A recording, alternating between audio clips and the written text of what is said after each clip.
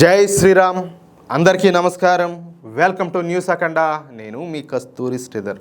మిత్రులారా, ఎన్నికలు వచ్చాయంటే చాలు ఈ కుహానా మేధావులు, హిందూ వ్యతిరేక శక్తులు అందరూ కూడా ఏకమైపోయి రకరకాల కుట్రలన్నీ కూడా పన్నుతూ ఉంటారు. ముఖ్యంగా తమిళనాడు లాంటి రాష్ట్రాల్లో సనాతన ధర్మం మీద దాడులు జరుగుతున్నటువంటి ఇలాంటి సమయంలో రాష్ట్రీయ స్వయం సేవక్ సంఘ్ సర్సంఘచాలకైనటువంటి మోహన్ భాగవత్ గారు గర్జించారు. ఆయన కేవలం ప్రసంగించల, జాతీయవాదుల గుండెల్లో స్ఫూర్తిని రగిలించేటటువంటి ఒక మహా నిర్ణయాన్ని ప్రకటించారు. అసలు మోహన్ భాగవత్ గారు ఏమన్నారు, ఆయన మాటల వెనక ఉన్నటువంటి అసలు ఫిలాసఫీ ఏంటి అనేది పాయింట్ టు పాయింట్ ఇప్పుడు మీకు చెప్పే ప్రయత్నం అయితే చేస్తా.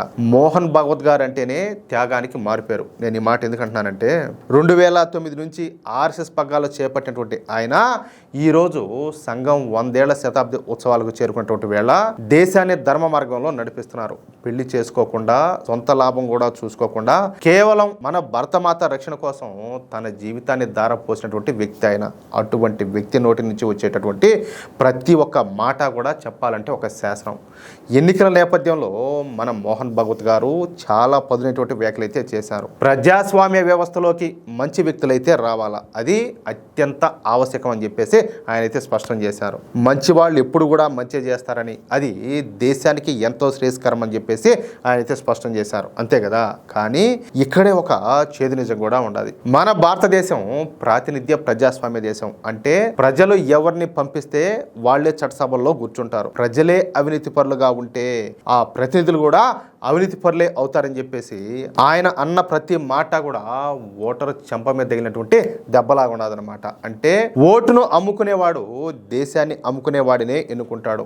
మనం మారకుండా నాయకులు మారాలని చెప్పేసి కోరుకోవడం చెప్పాలంటే అది మూర్ఖత్వమే అవుతుంది. భారతదేశం అంటే కేవలం ఒక దేశం కాదు, ఈ ప్రపంచానికే ఆత్మ అని చెప్పేసి మన మోహన్ భాగవత్ గారు పునరుద్ఘాటించినారు.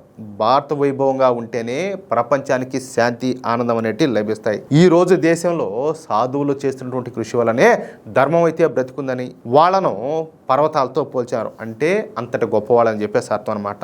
ఈరోజు మనం చూస్తున్నటువంటి ఈ మార్పు రేపు భారత్ను విశ్వగురువుగా నిలబెట్టబోతోంది. అంతేకాదు గోరక్షణ గురించి ఆయన మాట్లాడినటువంటి తీరు ప్రతి ఒక్కరిని కూడా ఆలోచింపజేస్తుంది. గోరక్షణ అనేది కేవలం చట్టాలు చేస్తే వచ్చేది కాదని, సమాజంలో ఒక విస్తృత ఏకాభిప్రాయం రావాలని చెప్పేసి ఆయన అయితే సూచించారు. ప్రజల్లో అవగాహన పెంచడమే అసలైనటువంటి కర్తవ్యం. సమాజం మొత్తం గోభక్తులుగా మారితే ఏ దుర్మార్గుడు కూడా ఆవును చంపేటటువంటి ధైర్యం చేయడం అని చెప్పేసి ఆయన అయితే స్పష్టం చేశాడు. అంతే కదా, గోవుని కేవలం భక్తితోనే కాకుండా వైజ్ఞానికంగా చూడాలా. ఆవు పాలు అలాగే పంచగవ్యాల ప్రయోజనాలను ప్రపంచానికి వివరించాలా. స్వదేశీ గోల ప్రాముఖ్యతను ప్రతి ఇంట్లో కూడా తెలియజేయాలా. ఇది మన సమిష్టి సంకల్పంగా మారినటువంటి రోజు గోవధ అనేది చరిత్రలో కలిసిపోతుంది.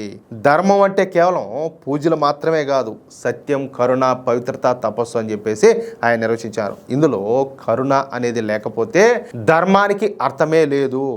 ధర్మ మార్గంలో పయనించాలంటే ముందుగా మనలో ఉన్నటువంటి అహాన్ని చంపుకోవాలా. దేశం కోసం, ధర్మం కోసం పనిచేసేటప్పుడు స్వార్థం ఉండకూడదని ఆయన అయితే పిలుపునిచ్చారు. ఇక అన్నిటికంటే ముఖ్యమైన విషయం ఏంటంటే ఒక సంచలన నిర్ణయం అన్నమాట. ఎన్నికలు జరుగుతున్నటువంటి ఈ 4 రాష్ట్రాల్లో రాబోయే 2 ఏళ్లలో ఆర్ఎస్ఎస్ శాఖలను రెట్టింపు చేస్తామని చెప్పేసి ఆయన అయితే ప్రకటించారు. అంటే ఇప్పుడు ఉన్న వాటికంటే డబల్ అవబోతున్నాయి అన్నమాట. ఇది ప్రత్యర్థుల గుండెల్లో వణుకు పుట్టించేటటువంటి నిర్ణయం అన్నమాట. అంటే ఆర్ఎస్ఎస్ బలపడుతుంది అంటే ఎట్టుంటుందా, ఇంకా బీజేపీ వ్యతిరేకులు కావచ్చు, హిందూ వ్యతిరేకులు కావచ్చు, ఇంకంతే వాళ్ళకి ఓట కారుతుంది అట్నే. అంటే క్షేత్రస్థాయిలో హిందూ శక్తిని అలాగే జాతీయవాదాన్ని ఒక వెల్లువలాగా తీసుకురాబోతున్నారన్నమాట. దేశాన్ని, ధర్మాన్ని కాపాడేటటువంటి నాయకులను ఎన్నుకోవాలని చెప్పేసి ఆయన పరోక్షంగా పిలుపునిచ్చారు. తమిళనాట ఇప్పుడు ఈ మాటలన్నీ కూడా పెను మార్పులకు నాంది పలకబోతున్నాయి. మిత్రులారా, మోహన్ భాగవత్ గారి మాటల్లో ఒక స్పష్టత అయితే ఉండాలి, అలాగే ఆవేశం కూడా ఉండాలి. తమిళనాడులో ధర్మాన్ని కించపరిచేటటువంటి శక్తులకు బుద్ధి చెప్పాలంటే హిందువులందరూ కూడా ఏకం కావాలా. మోడీ గారి నాయకత్వంలో దేశం అభివృద్ధి చెందుతున్న వేళ మనం అంతా కూడా ఆయనకు అండగా నిలవాలా. మిత్రులారా, మోహన్ భాగవత్ గారి వ్యాఖ్యలతో మీరు ఏకీభవిస్తే తప్పనిసరిగా ఈ వీడియోని లైక్ చేసి మీ మిత్రులకందరికీ కూడా షేర్ చేయండి. అలాగే ఇంతవరకు మీరు గనక మన ఛానల్ను సబ్స్క్రైబ్ చేసుకున్నట్లయితే ప్రతి ఒక్కరు కూడా మన ఛానల్ను సబ్స్క్రైబ్ చేసుకోండి, సపోర్ట్ చేయండి ప్లీజ్. జై శ్రీరామ్, జై హింద్, భారత్ మాతాకి జై.